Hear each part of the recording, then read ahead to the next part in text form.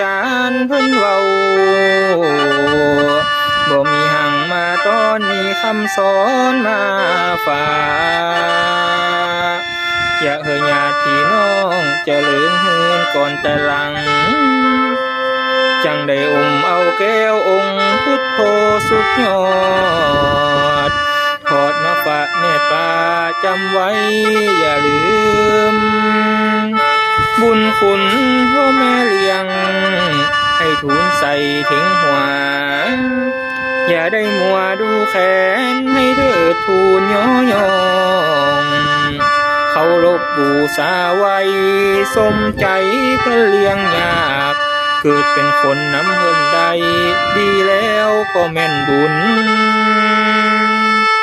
นึกฮอดคุณเพิ่นเลี้ยงยามนอนแต่น้อยอ่อน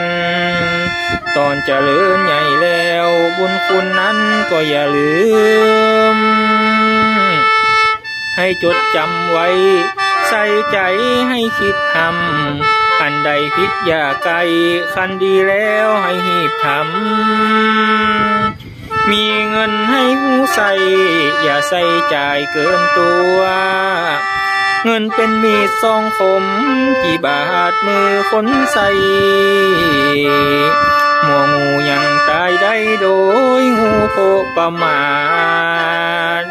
หมอเงินก็อาจเมียนตายได้ดังเดียวเพิ่นว่าไผตื่นเศร้าเวียเราได้เอ็ดหลายไผตื่นสายบ่ทันเขาเวียเบาได้เอ็ดน้อย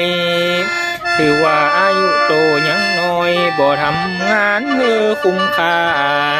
ยามแก่ไปเมื่อยลาที่นอนให้เลื่อยไป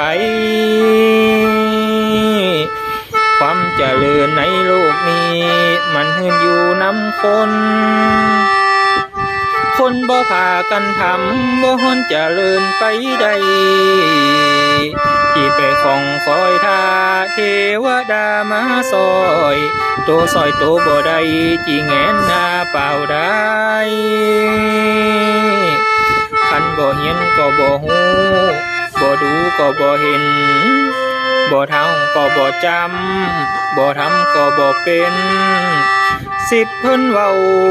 บ่มีท่อเฮาเห็น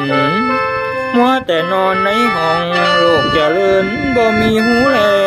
วพี่น้องเอ๋